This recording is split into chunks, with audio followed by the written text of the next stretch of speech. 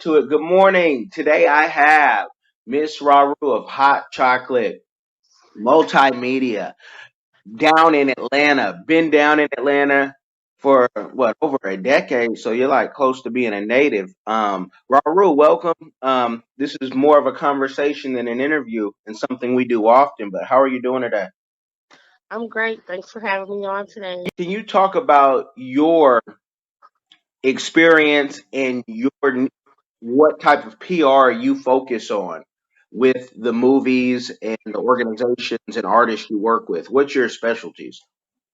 Okay, so Hot Chocolate started as a PR firm for the arts, and so I've done everything from gospel theater to traditional theater, and then I segued into music, and I worked with labels a little bit in their A&R department, and then I kind of hopped over into independent artists of all genres. And of course, Atlanta now, because of our tax incentives, have really good has a really burgeoning movie industry. I kind of hopped over into that as well. The skill set for PR transfers a lot. It's all about the rollout, the placement, and everything. But the industries, Atlanta's shifting industry has allowed me to kind of jump and piggyback onto new things that are dropping down. So, and then now I do just passion projects, like things that I just am naturally drawn to. So I don't necessarily just stick with one thing. I kind of like, if I feel good about it, if it speaks to me, then I jump right in and do it. Okay. Are those passion projects? Are those, just so the audience knows, are those projects you'll do for free or for a discount? And what type of projects are those? Um, I haven't reached what's his name, like Bill and Melinda Gates finances yet, where I can do passion projects for free. This is my company, and it is a for profit 100% of the time company. And so no, I do not do those items, those projects for free. And I mean passion, not because my wallet passion is because I feel good about the project. But even if I feel good, the budget has to be in place to pay me for my services. Okay. And I knew that, but just in case I could get you on saying that we were going to send traffic for those who have the greatest idea but no budget and haven't thought about it because their business sense is lacking. So I thought we could maybe shift them to you. But since you are media trained, you're not gonna fall for that or let me set you up. What what projects are your favorite and why? Right, you mean right now, or projects that I have worked on? Like right now, like do you enjoy musicians more than movies, or vice versa, or nonprofits over know, media, tech companies, or whatever? I mean, what tickles your fancy? Oh, right now, because content is king, I am really, really drawn to production projects, film. I'm interested in the new media, or now media, as I call it, virtual reality is popping up everywhere. And so I love a good story. And anytime I can hop on a project that has a good plot line and everything like that, I can get with it. I'm a writer first and foremost, so I appreciate the written word or whatever. And then as far as music is concerned, I had fallen out of love with music a couple years ago. Now I'm falling back in love with it because I just had to find my tribe again and find people who were organic to the actual musicianship of music, like real singers, real songwriters, real musicians doing like dope music again. And I think we had gotten away from that for a little bit. And then, of course, I think they always exist just under the surface. You just gotta dig for it. And so I think for me personally, I had graduated, and when people say like one day I'll start to sound like my parents, like it's nothing but junk on the radio. Then when it's just time probably to stop listening to mainstream radio and really go find where the real music is, because I think it always exists. It's just under the surface or underneath all the other stuff that you hear on like mainstream radio. Okay, so it sounds like you're saying the real music is under the rumble, under the mumble rap, and you got to dig deeper and look beyond the mainstream. Um, yeah, I mean, and I want to go deep into this. I want to really educate those who don't know what PR is, and then those who may be looking for PR.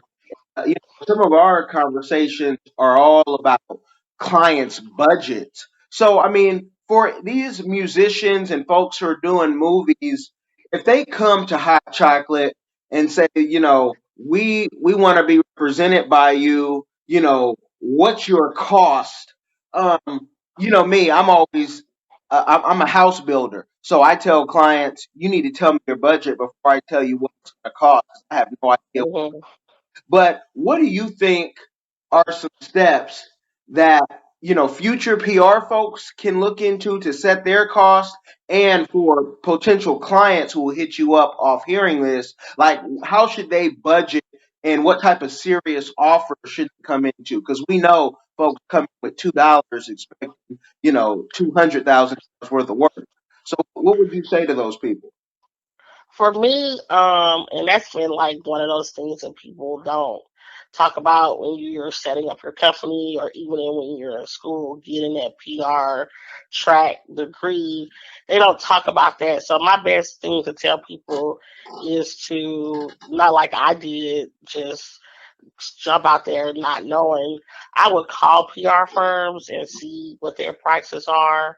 I would see what the market is in that area. Then, of course, too, if you're starting an agency, you're nowhere near like a mainstream agency. You're more boutique in style. So, a full agency can offer you something as a boutique. Can you really offer those services? But at the same time, you don't want to discount yourself. So, I would draft in tenure.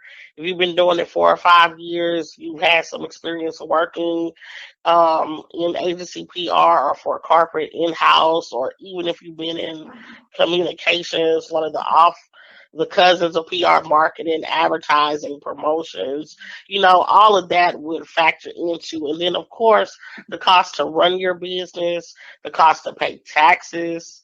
Uncle Sam gonna want his off top or whatever, and quarterly. And as entrepreneurs, we pay double taxes and things like that, and then of course whatever state you're in. So you have to, and then the cost of living. What do you want to bring home? What do you have going out, coming in?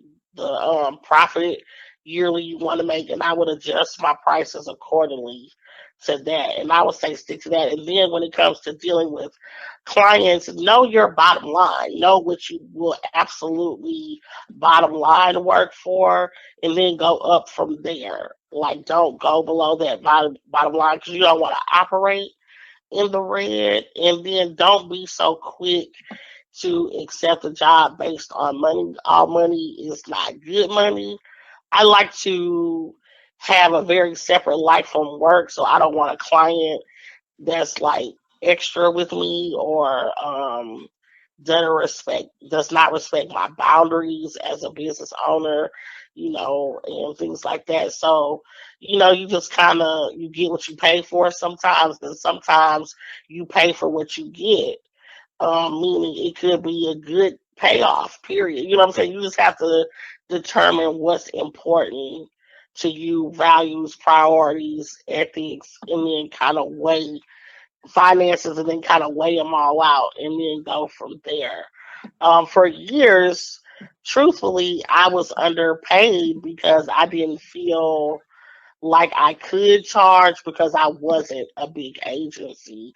And so I spent a lot of years, trying to do many different jobs to supplement income where I could have just been more effective if I had put my foot down and asked for what I was felt I was worth.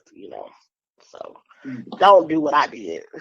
Okay. And what about for those potential clients, especially those who come in, um, product is already done, ready, and they have that confidence and they almost want you to prove to them, that what you can do for them.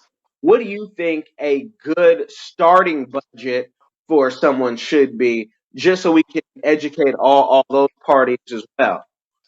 I think it depends on where you live. West Coast, East Coast, the cost of living is higher, so I think you guys' price point out there are more expensive than the South. At the same time, there's no like standard. I do believe a good budget magic number for me is like $5,000. Number one, because I'm gonna take half of it for my fee. You know what I'm saying? To Yeah. run Hot Chocolate and its capabilities that includes employees or contract workers and the cost of day to day business. Number two, that other half, you're going to have a budget to operate in. And I think that's what a lot of startups or young business owners don't realize. Your fee is what you get paid. The budget that you work the project out of is not your fee. Two different things. So for me, like I said, a magic number will be about $5,000, and you can allocate that. I would hold 500 just for incidental purposes, operations, another 2,000, and I would split that up between a little marketing, gotta buy marketing materials, possibly some advertising. Yeah, a lot of people are going to paid placements now, pay for play. So that costs money, and then contract workers here and there. So you just never know what you're gonna pop up. But a good startup budget would be 5,000 plus, and that's for anything. Even if Okay. you're launching a product, because if you're launching, that means you're having an event of some type. You got to pay for a venue, insurance, so the event goes over well, or in case it doesn't go over for unforeseen circumstances. So I say $5,000 is my magic number. And that, I love how you said it depends on where you live, because recently I was pitching to some African businesses, and the reason why I kind of got into join the PR Chat Africa group I was telling you about, and tagging you, and I was telling them, a price that there's no way that they could pay, especially musicians, but even the businesses were like, no, we have investors, um, for Africa. This is a high Hmm. price. And so it really does depend where you live, because some countries in Africa, I was told by some PR professionals that, they may, $75 a month may be a lot to these musicians because they're not making that type of money. But my argument with that is, when you see someone traveling around the world, to pay $75, what that can't get you anything in PR. Hmm. That person really, that's more than a passion project. That is that Bill and Melinda Gates you were talking about. And so, it really depends where you are and who you are. Um, but you also touched on the taxes a little bit, and can you touch on, from being a DBA to an LLC, or should we stick to another chat for that? Um, Really quickly, like doing business as Hot Chocolate, you have that capability or that flexibility in the beginning because you may not get as much money, but when you start making over a certain amount of money, then of course, Uncle Sam, because you can always even say you're freelancing, like being a journalist. I was freelance, hired as a freelancer or project to project. You know what I'm saying? And you could adjust accordingly for that. You can still get hired just under your name.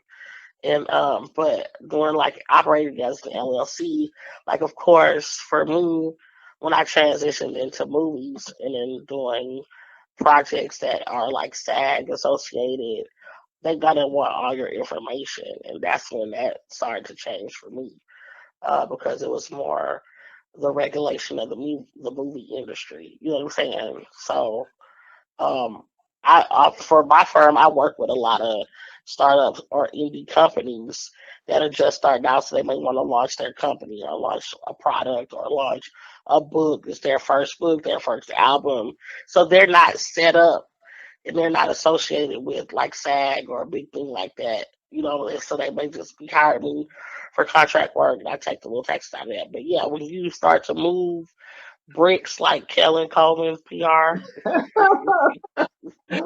you need you need to protect yourself and want to be protected. So you might want to pop that LLC in and pay those quarterly taxes.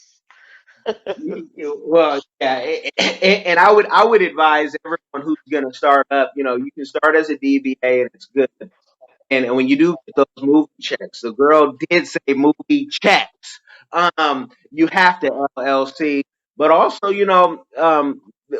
a CPA is something Yeah, I think everybody needs. Rahru is a Jill of all trades, and she can do all that herself. But most of us aren't going to be that talented, or patient, or organized. So getting a CPA, and I'll give a shout out to ICTaxadvisors.com for keeping me not just organized, but saving me a lot of money. Um, on things that I did not know. And also, telling me some things that I could not deduct. So, it's helpful. So, yeah. where do you see the future of hot chocolates PR? Because everybody is saying now that they do PR. I mean, you got They do. Oh, and it is so. yeah, I hate to cut you off. I yeah. wanted to talk about that proving point again. Like we didn't address. I didn't address that. Okay, I used to fall for that all the time, like that. Okie doke. Those days are over because you don't go to a surgeon and ask him to prove himself, or you got that issue down at the courthouse. You don't go to a lawyer and be like, "Can you prove yourself?" No, you need an expert. You need an attorney. You need a surgeon. You need a dentist. You pay that fee. You know what I'm saying? And so I kind of am on that way with clients now. If they go into all that prove and talk, they're not the person for me for hot chocolate. We're not going to be a good fit because you're coming in trying to nickel and dime. So I do send out a questionnaire to try to circumvent all of that to see the client's needs. And what I found out is most people don't know what PR is. They confuse it with publicity, and that they're two different things. So everybody wants the event that looks amazing and popping red carpets. And I don't want to say this, but I almost hate red carpet events because now people think they have to have a red carpet at everything. You know what I'm saying? It's Yeah. just like, really? Okay, you want a red carpet? Why? But you know what I'm saying? It's like, I guess the E channel had made it so popular that be like, oh, I can have a step and repeat and a red carpet, and my business could go over well. Or I get a lot of clients now. Can you get me on a lot of red carpets? I'm like, who are you, and why would they want you to walk their red carpet?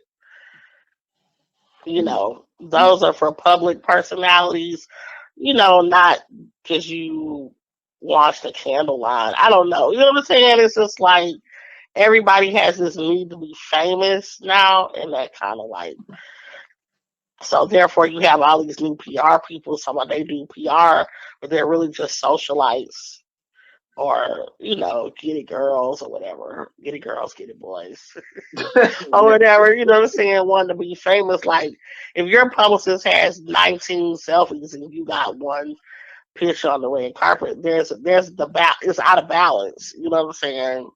or whatever. So with that, where the industry is going, it looks very bleak to me in PR. Thus, for myself, that's why I'm segueing into other industries where the guard of PR is still kept sacred and holy. Not that serious, but you know what I'm saying? Like, it hasn't been compromised as much because now, like you said, everybody says they do PR. But really, PR, is the relationships that you create as a publicist between the client and its public and whomever else. But not only that, it is your strategy. That is the thinking part of your team functioning along with the rest of the management team. So, and then the cousin of marketing and advertising and promotions underneath. So, usually your PR person should be the smartest person on your team, because strategy is how you get ahead. But a lot of people don't understand that. They don't get it, and I when I was working with that tech company, I felt so lonely because the department was so small. They had a marketing department and then PR, one person, and the PR, to a lot of folks who work in big organizations or mid-sized organizations, they feel like our jobs aren't difficult and that all we do is sit on the phone, talk all day, emails, whatnot. But it can be a lonely one too. And I agree that future, since everyone is doing it, I really think there needs to be some new curriculum that you actually have to go through, or some type of, you had to do these placements to call yourself a certified czar of this thing, because everybody and their mama with no website never did one placement. Now I'm in PR, but it's not rocket Right. science, but there is a science to it. Um, so no, it's good to hear that we feel the same way, because I feel honestly for going to school, and then going to get a master's degree, that that alone, with the experience that I got while in college, sets me Hmm. above the rest. I mean, we see PR folks who are coming out of multi-level marketing, and some people who are in multi-level marketing, who said they were in PR, jumping back into multi-level marketing, and it's like, yo, real PR person, man, the multi-level marketing company can hire us, but I'm not doing no multi-level. There was a time when I was 18, I tried it for a week, and I had to cancel.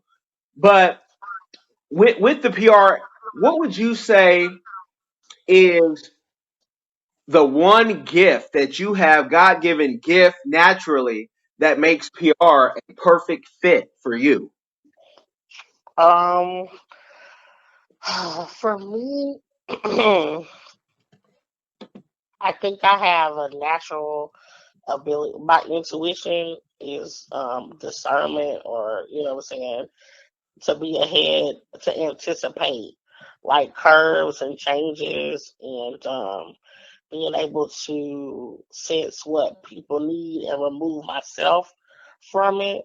I think like a natural gift for me. And then of course, um, like King, I'm able to focus like crazy. Like, it's ridiculous sometimes. It's almost scary, and my ability to disseminate information really quickly at high rates of speed and lots of it. You know what I'm saying? I'm a reader too. I love to read. And so I think before I even get out of bed in the morning, I've read like 37 newspaper headlines, stories, things going on. So I consume information at a high rate of speed. Like my husband calls my mind a ticker tape. It never stops moving. He also calls me Chrome Dome. Like, and I hold the information and I'm able to pull it out. And sometimes I don't even remember when I learned it. I just know I know it. You know what I'm saying? And I'm not bragging about this or whatever, but that has served me really well in working with big teams, small teams, teams across the country, international. stuff like that. So I don't know if it's a memory thing, a memory recall, or just being able to break down information really quickly and consume it and then spit it back out and make it my own as well. I think that's like my strength. Okay, awesome. And that might spark something in somebody who says, should this, is this for me? But I do have another question because I had talked about, education, and you're almost done with this master's program.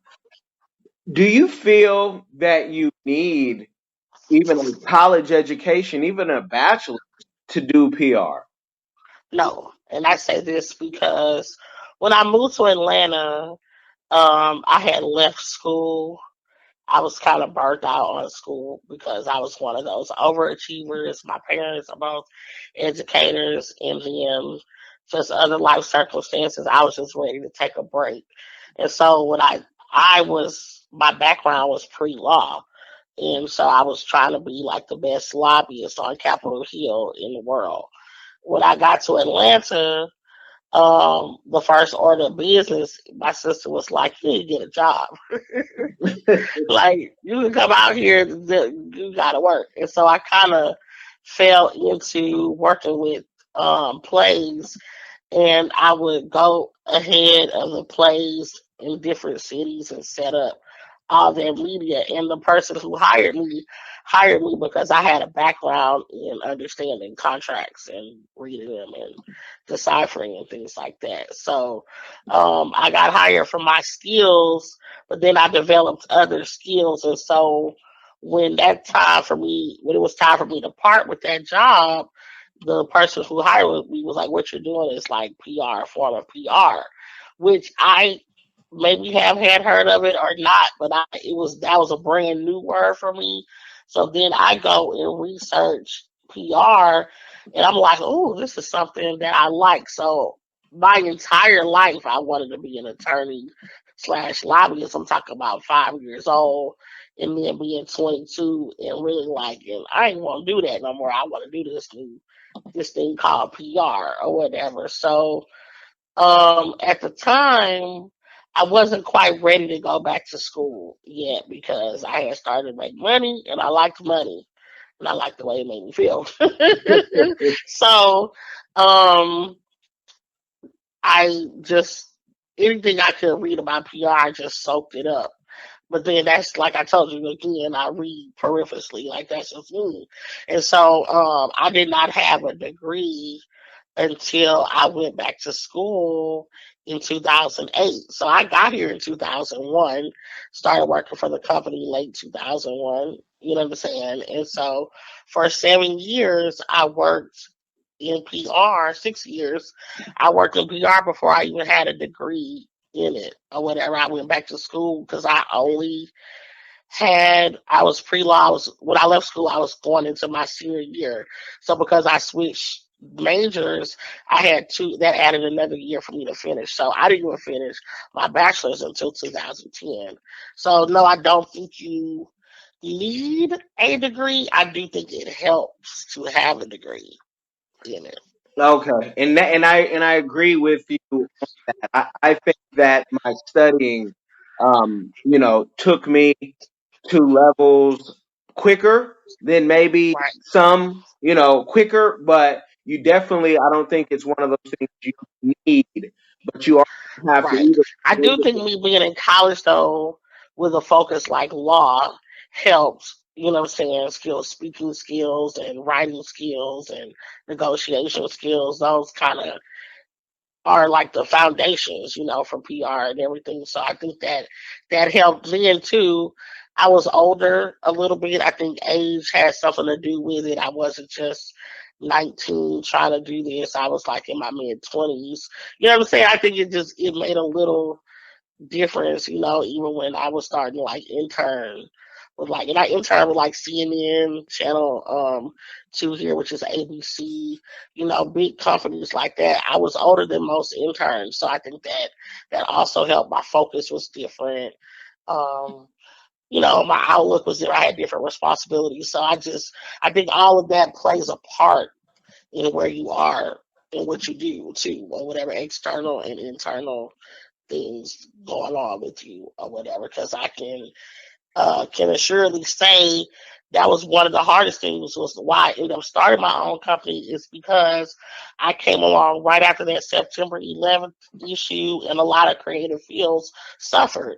People were not leaving jobs, and the people who were leaving, they were getting forced off jobs, and they were older, so they had more years tenured. Like, because I can say 1 year in a 6 month period, I put in like 108 applications to different places for PR, and I almost knew the drill. You have a very impressive resume, but you don't have a degree yet. You have a very impressive resume, but you don't have enough tenure. It was either one or the other. Finish school, and what were you doing? We need at least 5 years experience. Well, I was 25, 5 years, I was 20, or 7 years ago, I was still in high school. You know what I'm saying? So that's what I just was like, okay, fine. Nobody's going to hire me. I'm going to hire myself first. I'm going to create this opportunity because I know there's work out there because I had already been doing it. And so then I just went back to my network and started tapping people. Hey, I'm available if you need this. This is my new company. This is what I'm doing now, and I just beat the pavement relentlessly or whatever, to the point when I first filled out like a LinkedIn resume, I was getting those same, like what I told you. Now, periodically, I'll send my stuff out through LinkedIn and I get tons of offers. The first thing they say is, how did you get such a diversified portfolio in PR? How did you create that? And I was like, I did it myself because I go after what I like and what I love. So I'm just in an agency. I don't think I would ever have gotten that chance to. If I do music, you're gonna work on music. If you work at a corporate, you're gonna get this account, that account, that account. By being boutique, I can do whatever I want to do. You know what I'm saying? And so now agencies are impressed. You've done nonprofit, you've done technology, you've done education, you've done corporate, you've done entertainment. And then in entertainment, you've done plays, you've done theater, you've done, you know what I'm saying? So, I mean, it's almost like, yeah, you just got to create your own destiny nowadays, because I just think if you don't, then you're limiting yourself a little bit. You know what I'm saying? Yes, yeah, you definitely are. And I think that we're getting to the point where, there's certain people that graduate and you have to leave some of that work. When people come in with, oh, I got $500 or I got 1,000 for the year. That type of work is for the new booties. It's for the new people getting in to get their feet wet. So we can't take all the work because, I mean, once validated by the check or certain companies. I didn't tell you this yet, but some of my work had just been sold to the Cornell University for something I did a decade ago. Some of my writing, and I Right. was getting calls from different magazines. And, oh, do you have this magazine, that magazine? There's a check involved, and I said, wow, I'm about to be in the Cornell database, and the university's database. Um, there's certain things that come with that. There's been Mhm. some different opportunities, and it's because of what you did a decade ago when you might have been writing for CDs or for $50 an article or something. So I mean, there's so much that we can give people on PR, but I want to continue this conversation.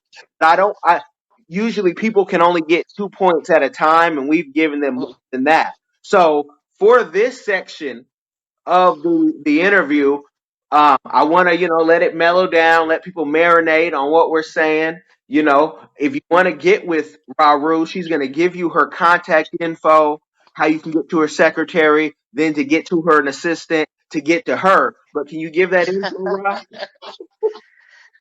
You're crazy. Yeah, I mean, you can hit me up on Instagram at Hot Chocolate PR. That's HAUTE Chocolate CHOCLAT PR. And Same thing on Facebook. You can find me like that, and you can email me, or you can just call. If you hit me up on Instagram or Facebook under Hot Chocolate PR, you can find the number. I won't put the number out there, or you can just email me at hotchocolate.publicity@gmail.com. Okay, okay. Well, that is awesome. I promise I'm going to continue with these conversations with Rahru because there's so much more that you guys can learn. But until then, like, share, subscribe, comment, question, and hit us up so we know you enjoyed the content. And I'm going to call you shortly today. But for now, I'm out. You're out. Peace and blessings always. Thanks for having me.